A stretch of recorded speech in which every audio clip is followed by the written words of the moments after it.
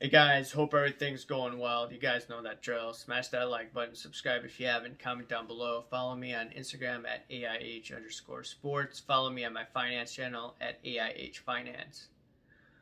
Okay, so I was thinking about this topic and I messaged a few people about this.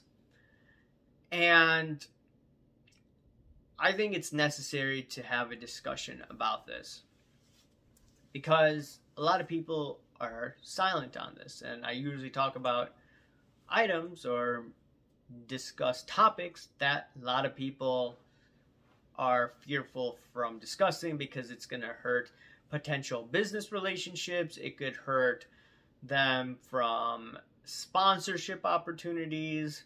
The whole list goes on, right? You don't want to target on you, figuratively. So this comes down to the situation of shill bidding, right?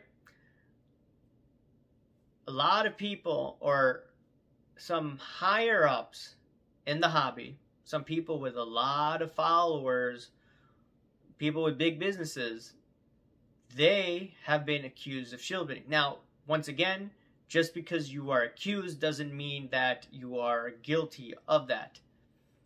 I want to make that 100% clear in this video. And I'll go back to one of the examples that I talked about. So maybe 3-4 weeks ago, or maybe 2 months ago, I forget when it was, Don Diego was accused of shill bidding on a heritage auction site. She has a huge following, okay? And there was a video that was made saying that basically the video implied that she was shilling for her then boyfriend. Now, I asked that question, hey, was this shill bidding? I think it was like 60-70% said yes, and the rest said no. And some people said they don't know. And regardless of whether she shilled or not, according to Heritage Auctions terms of services, there was no wrongdoing, in my opinion, from my interpretation. Now, is it a hobby foul? That's up to you and your determination. But once again, that topic was not discussed, okay? A lot of people did not want to discuss that particular topic. And the industry just promotes it, right? Once again, it's totally fine if she did nothing wrong, okay? And maybe the industry believes that, or the industry may have some suspicions, but they realize she gets a lot of people in the hobby, a lot of likes, a lot of clicks, and it doesn't matter at the end of the day. So that's one thing. Second thing is, if you look at the Mastro auction court documents, there are a few big players that are still in the hobby, and nobody, questions them about that today. Maybe in the past they did, and some people would be like, so long ago, who cares, right? People evolve, they learn from their mistakes. If they were accused of the hanky-panky, right? If they were accused of shill bidding. And in the court documents, there are, once again, one dude runs an auction house, right? You can look at the auction court documents on your own. And the thing is that if you mention the guy's name and you make that accusation of shill bidding, some of these guys, they're going to start suing you or threaten to sue you. And that's what they did to one podcast that I know of. Now, that news didn't make the not many people know that. I heard through a mutual contact, but yeah, they were threatened with litigation because one of the guests said that, hey, this card's being shilled like crazy. And I don't know if that card was being shilled like crazy, but there comes litigation, right? So you have to be very careful in what you say. And that's just one aspect. So this one big guy, he's been accused. Another guy in the Mastro auction case, or in the court documents, his, I think he may be a managing director of a grading company, if I remember off the top of my head. It's like of the big 3 to big 4 grading companies. And this dude, I think along with his brother, they've been accused of the hanky-panky.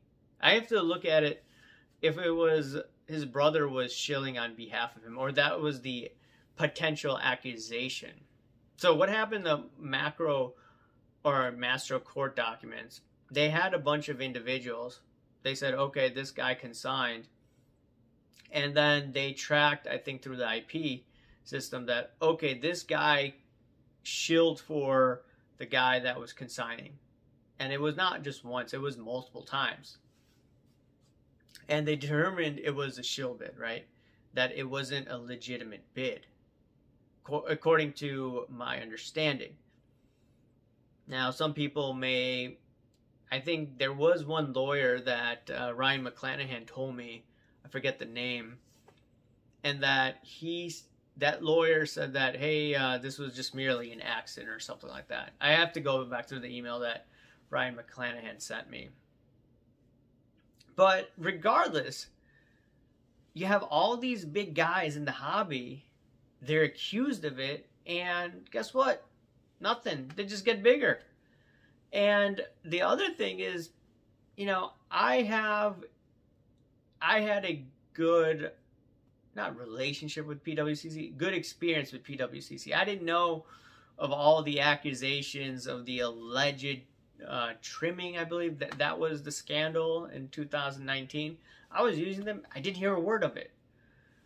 And I sold a mantle, you know, double my money at that time. So I'm like, oh, okay, this is cool. They rated it one of the top vintage cards of that year for that set. I think is the 69 in yellow.